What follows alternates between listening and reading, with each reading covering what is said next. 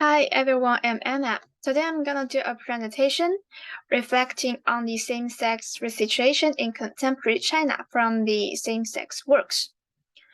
As we all know, homosexuality is a controversial topic, now we're more so than in China. With the revision of the criminal law of the People's Republic of China, from 1997 onwards, homosexuality was officially declared non-pathological and same-sex sexual behavior was recognized. But to this day, same-sex partners are still not legally recognized as the products of homosexuality. Many homosexual works appeared continuously after the 1990s. However, in the past few years, the Chinese government has begun to ban some homosexual works, including published or unpublished novels, TV drama, radio dramas, and so on.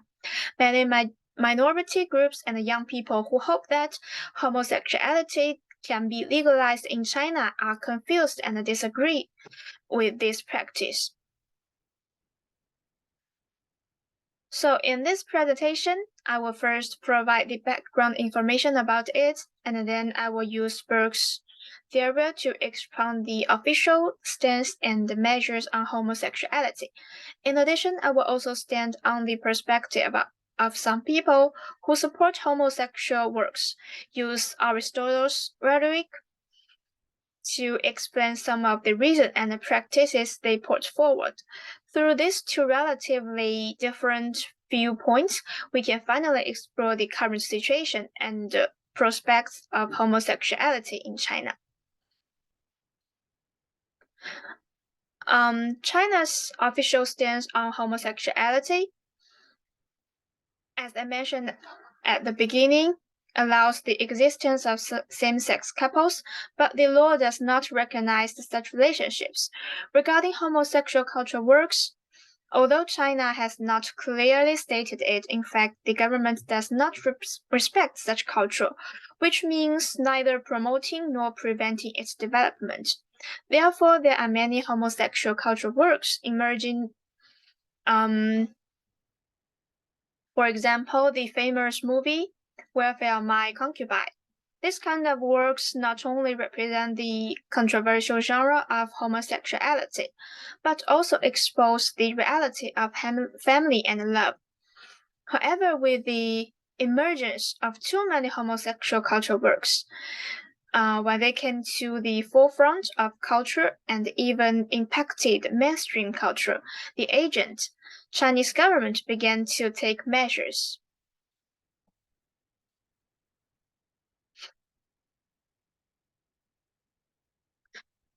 In this period of time, same-sex themes are banned from television, and the same-sex film cannot be screened in local Chinese theater, nor can they be officially screened at the film festival abroad.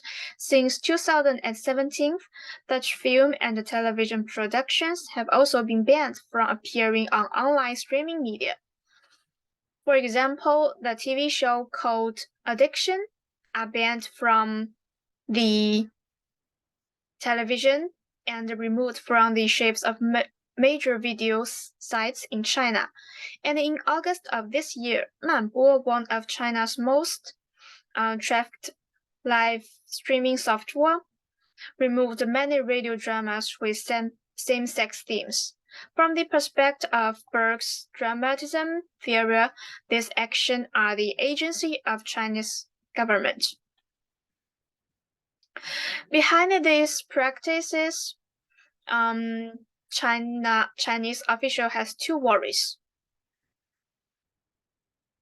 which can also be seen as the purpose of the Chinese government. The first worry is about minors. Minors are immature and are easily influenced by these same-sex cultural works, blindly advocating same-sex culture. Actually, many bookstores in China now sell the same-sex themed books, and there is no age limit for purchasing.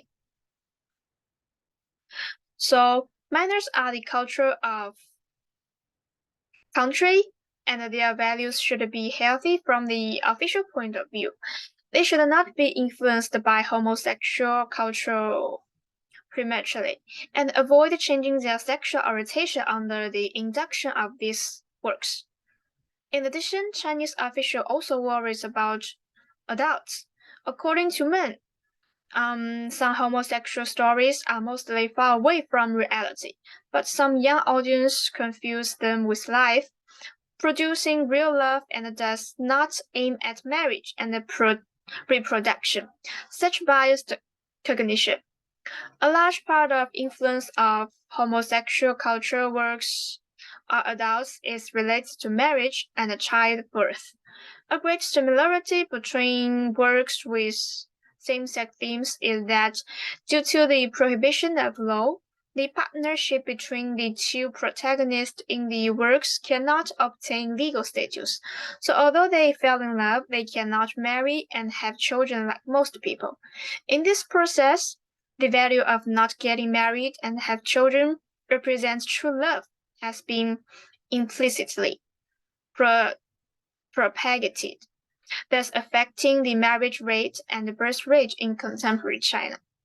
From the official point of view, the disadvantage of promoting homosexual cultural works outweigh the benefits. Minors and some young people are an important part of society. When their values are biased towards the same sex, it is not conducive to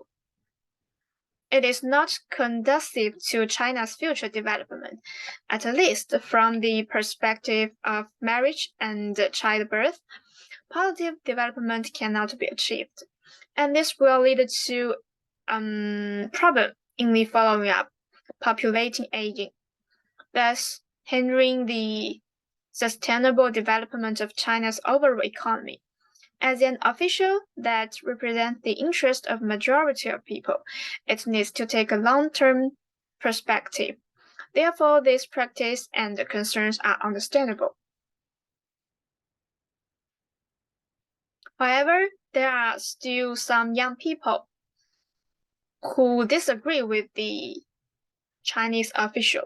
They believe that cultural works with same-sex themes should not be banned. Homosexual cultural works not only represent the expectation of gay community.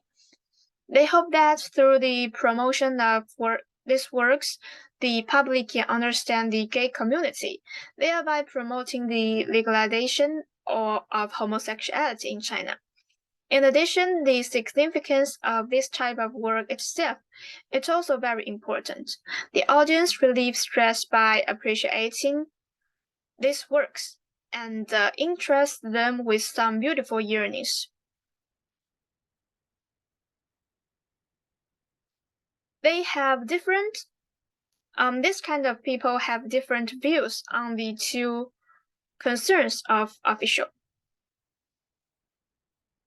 First, they don't object to the idea that gay cultural works may affect minors. But if the official ban of these works is due to minors, then they think this is too general. What the country or the government needs to do is to find a way to isolate minors from the same-sex themes, instead of directly choosing to ban them all. A country is not only composed of minors, and it is unfair for some adults to lose their rights to enjoy some entertainment or literary works for the sake of minors. Just like some people will run when they are under pressure, homosexual works are also a way of pastime or stress relief for contemporary young people. From the perspective of pathos, this persuasion method can resonate with some people, so as to better understand the views of this group of people who support same-sex works. Through empathy, people can find that works with same-sex themes are actually the same as works with other themes, both of which have the effect of entertaining and relaxing people.